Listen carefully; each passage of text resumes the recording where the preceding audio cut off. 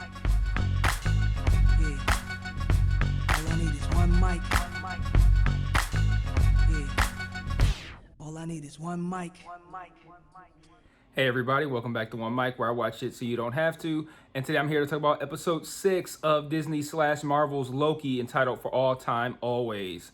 Now we know that that's the slogan of the TVA, so a pretty appropriate title for the finale. And I gotta say, I thought this episode was incredible. And it's interesting because you would normally think, if you're someone who watches a lot of my videos or is aware of like how I generally look at television, I don't necessarily think a long episode of three people talking, just exposition, makes for good television. But what this show did, it created stakes and tension that made that conversation have a whole lot more heft to it. We knew what the stakes were. They built incredibly creepy visuals and scenery. The castle looked sick. I continue to love the dark colors, the blacks, the purples, the dark blues, those sorts of things. It creates this really heavy and foreboding atmosphere. Even Miss Minutes was creepy in this episode. Like, there was so much tension because they did such a good job of building up the stakes to this point. And what I love about this episode the most is how it ends, because even though there's all this tension and all these stakes, and you can feel the heaviness of everything that's happening, what actually ends up happening is still 10 times worse than what we were already concerned about. And they played it out in such a perfect way to hit you with like these moments of realization. And I just thought it was an incredible job by the team that worked on this show and the director, Kate Herron, I believe. Incredible work here. I really liked how essentially this was not an ending to Loki.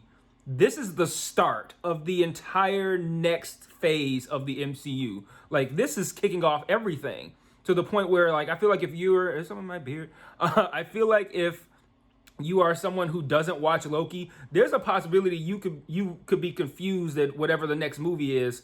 I think, well, I don't know. I don't think they're going to necessarily broach the results of this in the next movie, but we'll see. I think it's Shang-Chi is the next movie, I think. But this sets off everything, and it was so well done. The stakes are off the charts. I love the reveal at the very ending of like, okay, and I'm gonna get to everything that we learned with Jonathan Majors, which is something else I want to spend a little bit of time talking about. But at the very ending, when Loki is pushed back into the TVA by Sylvie, and then he comes up with, presumably this plan or whatever, and he's like, okay, I gotta go tell Mobius. And then we get those moments of realization. Mobius is like, okay, so you're an analyst? They're like, wait, does Mobius not know who this is? And then we look and see the camera pans to the statue, and it's no longer like a timekeeper. It's Jonathan Majors, and you're like, holy shit, the timeline has already changed. Like, that was such a fucking cool way to do that, and I was floored. In an episode that didn't feature as many surprises as I thought. So, as you all know, if you've been watching these videos, if you've been watching particularly the deep dive episodes, I've kind of been a big proponent, as most people have, of whoever's behind this being Kang the Conqueror. Now, anyone watching this who doesn't know that Jonathan Majors has been cast as Kang the Conqueror, just watch this pretty standard episode of television. They're like, okay, this guy, whoever this is, and the subtitles never, at no point is he referred to as Kang the Conqueror or any of Kang the Conqueror's aliases. He's just referred to as He Who Remains. Even in the subtitles, if Jonathan Majors is off screen and speaks, it says He Who Remains, and then has whatever he says. So at no point do they refer to him as Kang. And what's interesting about that is that this both confirms and subverts the prediction of Kang the Conqueror being behind this. Because for those of us who do know that, as soon as we saw Jonathan Majors, we were like, holy shit, it's actually fucking Kang the Conqueror. But no, it isn't Kang the Conqueror. It's the guy, whoever just came over and who has that statue that's in the TVA now, that's Kang the Conqueror. The guy that we just saw in this whole episode was Jonathan Majors portraying a much nicer variant of Kang the Conqueror. And his death thereby opened up for the actual canonical Kang the Conqueror to come into our world and take over. And I think that is super cool that they managed to both insert Jonathan Majors for those of us in the know about Jonathan Majors being cast to play Kang, but also having the character in the show not actually be Kang. Have it be like a, it's theoretically it's still Kang, it's a variant, but like this isn't, whoever we saw in this finale is not going to be the same entity that we will see from here on out. Like this is a one-time appearance for this version of Jonathan Majors' character, and I thought that was a really cool way to both kind of like give a nudge to those of us who look into these things really deeply and know about these castings and shit like that, but then also kind of subvert that expectation, because now we know this isn't the same guy. Like his death opened up the doors for the guy that we are expecting to actually come through, and I think that's so cool that they did it that way. I was sitting there the whole time, kind of like, as soon as I saw Jonathan Majors, I said, "Holy shit, it really is Kang." But then immediately I was like, I don't know. What if this is like Marvel like fucking with us, and they're like, "Oh no, this is like it's actually like a Loki who's in disguise or something like that." But I don't know. I thought the way that they ended this was, and when I say ended this, I mean the ended this series was incredible. Like it was really fun the way they did that, and on paper it just looks like you had a bunch of people talking, and then the timeline changed. But the double layer trickery of having Jonathan Majors come in but not be the Kang that we expected him to be, having him be this nicer variant and opening up the door for that was cool. The reveal at the end was cool. The visuals were cool. Loki, in a season where I personally have always been wondering, like, okay, can I even trust anything that's coming out of Loki's mouth? We get to see Loki being genuine with Sylvie. He cries, they kiss. Sylvie, I don't want to say betrays him, but kind of betrays him. Sylvie, the truest Loki that we have here is Sylvie, not our Tom Hiddleston Loki. But man, let me see what else I have. A handful of notes. I figured I'd mostly wing it because I literally just finished watching it. But I want to see what else I have to talk about here. So I already addressed how cool I thought the Kang stuff was. I already addressed how much I like the visuals. And subverting the expectation of, like, you would think three people chatting in a room just explaining everything would be something that I would kind of thumbs down, but I've just felt like they did a great job of building up to that point to where that conversation, combined with that environment, just made the conversation feel really, really intense. So like I was nervous like the whole time.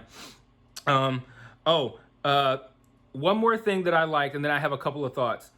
I really liked how when He Who Remains, Jonathan Majors, Kang, whatever, he tells the story of kind of like everything that happened and how it started. And he said, eons ago in the 31st century, there was a variant of me. I was like, wait, what?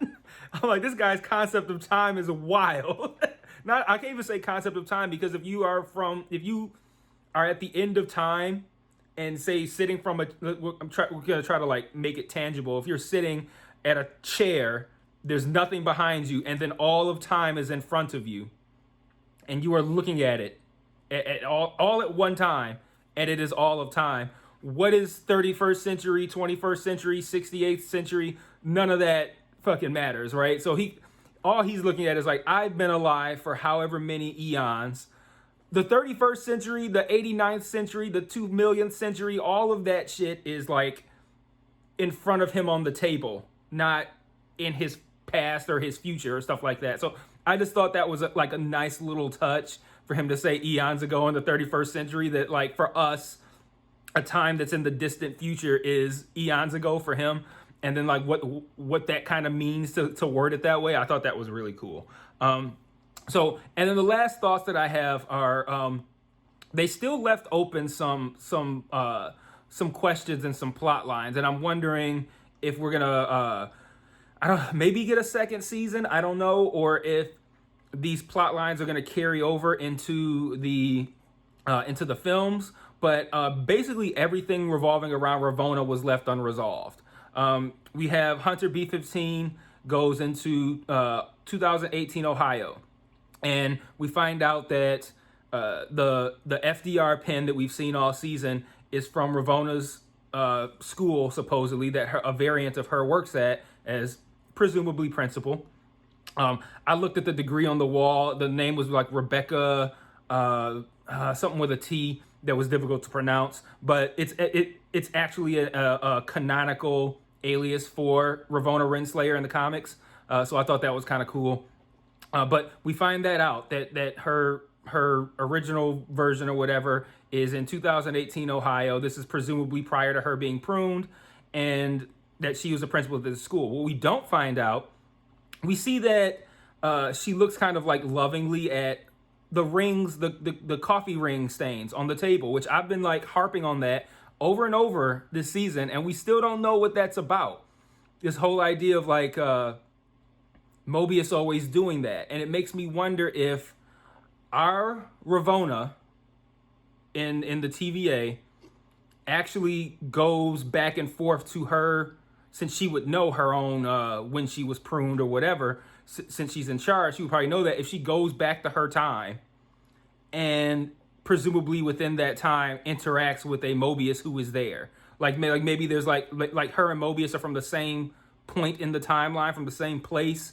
And I've said that I feel like in some way or form there's been multiple Mobiuses, which is why she said you always do this, and why she looked at the coffee ring all lovingly. And this was this was when she was looking at the coffee ring. I think this was just prior to Mobius actually arriving in her office. So if she associates those coffee rings with Mobius, maybe she just looked at it like, oh man, Mobius left that and that sucks that, I had to prune him. Or is it a thing where it's like, maybe she's going back to that timeline to see the Mobius she knows. But we still don't know where Mobius is originally from. We did not get to see Mobius get a jet ski. And we don't know where Ravonna's going, why she's going there. And I feel like the whole connection with her and this 2018 Ohio version of herself is something that still is a door that the show left open to be explored at some point farther down the road. I just don't know when or where you would explore that if, this is the last episode and presumably there won't be another season. So interesting thoughts, just kind of wondering what's going on with Ravonna, but everything else seems to have wrapped up. It looks like we're going to come out of this show in man, and Delvin mentioned this on our deep dive, the idea of this setting up What If. Even though What If is an animated show, What If could still have some sort of canonical tie-ins, right? Or it could just be like a diversion, like in our main timeline. And when I say our main timeline, I mean us, the fans, what we consider to be the MCU. This whole thing with Kang having Kang's death and now this different Kang having come in has changed the timeline. We could deal with that within our MCU timeline, but maybe What If is a diversion? Like, here's some of the timelines that opened up when Sylvie killed Kang. Like, something like that. It has that little tie-in.